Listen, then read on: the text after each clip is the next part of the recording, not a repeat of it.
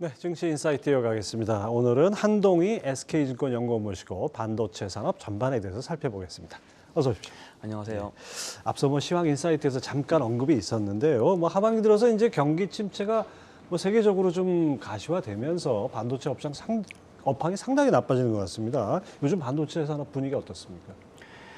네, 경기 침체에 대한 우려와 마찬가지로 반도체 업황 주가를 논외로 봤을 때 업황만 놓고 봤을 때는 여전히 4분기도 좀 좋지 않다라고 좀 말씀을 드리고 있습니다.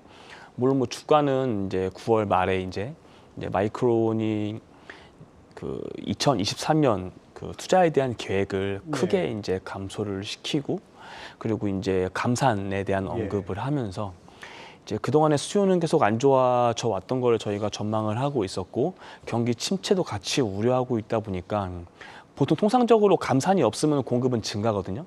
그러다 보니까 공급은 증가하는 상수인데 변수인 수요가 이제 계속 하락하고 있다 보니까 그 수요와 공급의 차이가 저희가 이제 감내해야 될 다음 사이클 때 그 고통이라고 표현할 수가 있겠는데 업황과 무관하게 주가가 반등했던 건 이제 이 공급 자체가 이제 마이크론, 키옥시아 같이 여러 반도체 업체들이 감산과 23년 투자에 대해서 보수적인 톤으로 얘기를 하면서 당장 감산은 이제 현재부터 앞으로의 물량이 빠지게 되는 거고요. 내년 투자는 그 이후에 이제 공급이 빠지는 거겠죠. 그러다 보니까 당장 눈앞에 있는 공급에 대한 전망치들이 내려가기 시작하면서 그 초과 공급에 대해서 예상했고 우려했던 부분들이 조금 감소하기 시작을 하니까 시장에서는 이제 주가에 대한 바닥 논리가 만들어지기 시작을 했고 이게 이제 10월 초부터 11월까지의 이제 반등장이 그렇게 나왔다라고 바라보고 있는데 다만 앞서 말씀을 드렸지만은 내년 투자가 상당히 많이 감소를 합니다. 마이크론 같은 경우에는 설비 투자, 장비죠. 설비 같은 경우에 내년에 이제 절반 이상이 줄어들 것이다라고 예고를 했고 SK 하이닉스도 저번 컨퍼런스 콜에서 내년에 장비는 절반 이상 감소를 한다라고 언급을 했습니다. 마이크론은 그 사이에 이제 감산에 대한 전망을 5%에서 20%까지 올리겠다라고 또 한 번 얘기를 하면서 저희가 이제 수요는 좋지 않지만 공급은 과거만큼 걱정을 많이 많이 할 필요가 없겠다라는 논리가 만들어졌죠. 근데 지금 4분기만 놓고 봤을 때 3분기 이제 이런저런 감산에 대한 발표를 함에 있어서 4분기 때 이제 각 메모리 업체들이 제시했던 4분기 때 메모리 출하 빗그로스. 그러니까 반도체 출하가 3분기 대비 얼마나 증가할 것인가에 대한 그 전망치들이 당초의 가이던스를 지키지 못할 것으로 보여집니다. 그러니까 가격이 지금 하락을 하고 있죠. 근데 지금 업황에 대한 수요 반등은 이후의 이야기라고 차치를 한다 하더라도 그 전에 이제 재고 레벨이 좀 안정화가 돼야 이제 업황이 좋아지기 시작한다의 시그널로 볼 수가 있겠는데 4분기 때 목표한 대로 출하를 하지 못했다라는 것들이 이제 알려지게 되면서 그만큼 시장 수요가 더 좋지 않구나라고 시장에서 해석할 수밖에 없었던 부분이라는 게 바닥 논리는 공급에 대한 제약으로 만들어지고 있지만 상승 논리는 수요가 결정지어야 될 부분인데 이 수요가 당초 예상했던 것 대비 조금 더 좋지 않은 모습으로 가다 보니까 반도체 관련된 주식들이 반등 이후에 조금 힘을 못 쓰고 다시 좀 조정을 받고 있지 않냐라고 좀 생각을 하고 있습니다. 그렇군요. 네, 이 그림이 나오듯이 지금 말씀하신 대로 수요가 줄고 공급은 조금 줄인다고 하더라도 수요가 더 빠르게 줄어드니까 재고 자산이 늘어나는 거 아니겠습니까? 수출은 부진한 것이 글로벌 경기에 그대로 반영하고 있고. 자, 이런 측면 때문에 SK 하이닉스 같은 경우에 메모리 비중이 높기도 하지만은 그래서 4분기나 내년 계속해서 이제 적자 가능성이 전망되고 있는데요. 이 재고 탓이라고 봐야겠죠? 아무래도 반도체 업체가 재고를 많이 가지고 있을수록 이 반도체에 대한 주문을 넣는 세트 메이커들 입장에서는 저 업체가 재고가 많다 보니까 나는 공격적인, 그러니까 더 높은 가격을 제시할 유인이 점점 하락하게 됩니다. 근데 이 세트 메이커들도 아직 본인들이 보유하고 있는 재고를 다 소진하지 못했어요.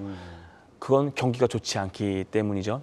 그러다 보니까 세트 메이커 입장에서는 지금 가지고 있는 재고를 우선적으로 소진하는 전략을 취하고 있고 그러다 보니까 반도체 업체들은 재고가 상승하면서 더더욱 세트 메이커 입장에서는 지금 좋은 가격을 제시할 요인이 없다. 그리고 지금 공급에 대해서 지금 감산이나 캐펙스 컷을 얘기를 하고 있지만 당장 그 감산에 대한 효과가 드라마틱하게 나오는 건 4분기는 아니거든요. 예. 내년 1분기, 2분기 다 보니까 이 감산만 가지고 지금 가격을 반등시킬 수 있을까에 대해서는 아직은 그럴 수 있는 시점이 아니다라는 점들도 세트 메이커들이 메모리 업체들에게 좋은 가격을 제시할 요인이 없는 사이클이 일단은 지속이 되고 있고 예. 4분기도 각 업체들의 추라 빅그로스가 예상을 하회할 것으로 보여지기 때문에 업체들의 재고가 4분기에 하락하기에는 만만치 않다라는 네. 것들을 세트 메이커도 알고 있기 때문이다라고 저희는 그렇죠. 보고 뭐 있습니다. 가격이란 게 다 그런 걸 감안해서 결정되는 건데. 네. 자, 그렇다면 재고가 뭐 언제쯤, 내년 하반기쯤에는 좀 적정 수준으로 떨어질까요? 사실 이게 뭐 저희는 항상 주식 관점에서 이제 바라보잖아요. 그러다 보니까 이 재고 레벨이 먼저 지금 증가하고 있는 재고 레벨이 언제부터 안정화되고 있는 것인가. 그리고 이 안정화가 수요 때문인가 공급 때문인가로 좀 나눠볼 수 있을 것 같아요. 다만 수요 관점에서는 저희는 수요의 분기별 지금 하락세가 다시 조금씩 회복할 수 있는 시점은 내년 3분기라고 보고 있습니다. 그거에 대한 근거는 뭐 여러분들이 말씀을 하고 계시는 논리와 좀 유사한데요. 일단은 지금 그동안의 소비자들에 대한 구매력, 그러니까 이런 스마트폰이나 PC 이런 등등등을 사기 위해서는 구매력이 높아야만 하잖아요. 그러니까 전체 처분할 수 있는 소득 중에서 IT에 얼마나 배분할 수 있는가라고 봤을 때 그동안에는 이 금리 인상에 대한 공포감이 크게 달했었고 예. 그 사이에 달러까지도 되게 강세를 그렇죠. 보였습니다. 그러다 보니까 글로벌리 일부 국가를 제외하고는 소비자들의 구매력이 급격히 빠지는 구간일 수밖에 없고 그러다 보니까 스마트폰을 바꿔야 되는데 좀 미루고 그렇죠. 하는 이런 수요가 같이 있다 보니까 저희는 이런 것들의 완화가 일단 금리 인상 자체에 대한 공포감은 어느 정도 좀 안정화되고 있다라고 저희는 느끼고 있어요. 그리고 강달러도 지금 원달러 환율이 빠지고 있죠. 그러다 보니까 강달러에 대한 것들도 조금씩 완화가 되고 있다라고 바라보고 있습니다. 그 사이에 메모리, 특히 디램 가격 같은 경우에는 저희는 내년 4분기, 1분기, 2분기까지는 빠질 거라고 바라보고 있어요. 지금 4분기 저희의 디램 고정가 전망은 지금 20% 초반 빠질 거라고 바라보고 있고 1분기에도 10% 중반은 빠질 거라고 바라보고 있습니다. 이 말씀을 왜 드리냐면 가격이 빠짐으로써 메모리 업체들이 적자를 고민해야 될 시점이 오면 이 가격에 대한 탄력성이 높아질 수 있다라고 바라보고 네. 있고 앞서 말씀드린 바와 같이 소비자들의 이 IT 스pen딩을 결정짓는 이 구매력도 점진적으로 올라가는 사이클이 내년에 3분기 때부터일 것이다. 그럼 세트 베이스로는 3분기고 이거에 대한 리스타킹 메모리 반도체에 대한 리스타킹 사이클은 2분기부터는 있을 수 있다. 그 사이에 지금 업체들이 지금 진행하고 있고 계획하고 있는 이 감산에 대한 영향이 클 수 있는 건 내년에 1분기, 2분기이기 때문에 이것들이 맞물리기 시작하는 2분기가 재고가 좀 안정화될 수 있고 3분기부터 이제 업황이 조금씩 회복하는 시그널이 나올 수 있지 않을까 바라보고 있습니다. 예, 그렇죠. 수요가 줄고 그러니까 반도체 기업 주요 업체들이 다 감산을 하고 뭐 캐펙스를 줄이는데도 불구하고 계속해서 이제 가격이 떨어지는 것 같은데요. 그럼에도 불구하고 사실 삼성전자 빼고 얘기할 수가 없지 않습니까? 글로벌 네. 반도체 산업이. 연구님 리포트를 보니까 타 메모리 업체 대비 삼성전자의 내년 캐펙스는 견조할 것이다 이렇게 전망을 하셨어요. 그 이유는 뭔가요? 일단 그 레포트에 발췌된 정확한 내용은 상대적으로 견조할 것이다입니다.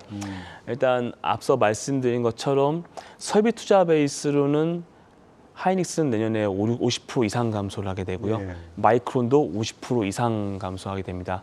다만 삼성전자는 그 정도는 아니다라는 말씀을 이제 에둘러 이제 레포트에 표현을 했던 부분이라고 바라보고 있고요. 그 이유는 첫 번째로는 항상 이 다운 사이클 때 이 고통을 감내하면서 이제 그 이후의 업 사이클에 대비하기 위해 점유율을 늘리는 전략들이 있습니다. 예. 물론 그거는 이 업황을 견딜 수 있는 체력이 돼야만 하겠죠.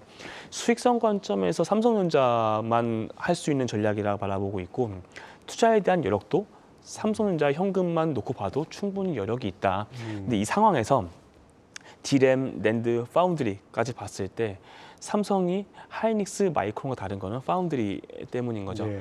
파운드리 관점에서는 지금 삼성전자가 뭐 선단 공정과 그리고 성숙 공정을 좀 나눠봤을 때 성숙 공정에서는 지금 차량용 반도체에 대한 점유율 확보를 위해 지금 열심히 노력을 하고 계시고요. 그러니까 이것들의 수주를 받게 되면 캐파를 늘려야죠.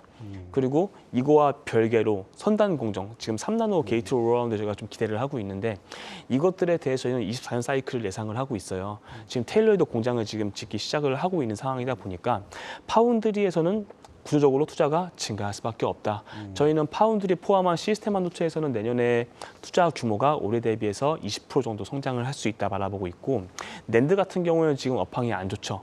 근데 지금 다 업체들이 감산을 하고 있는 상황에서 삼성전자만 유일하게 올해부터 기존에 유일하게 유지했던 싱글 스택을 이제 그만두고 더블 스택을 하기 시작을 합니다. 그러니까 단수를 높여나가는 과정이 올해 말부터 진행이 되기 때문에 투자 비용이 크게 빠지기는 좀 어렵다.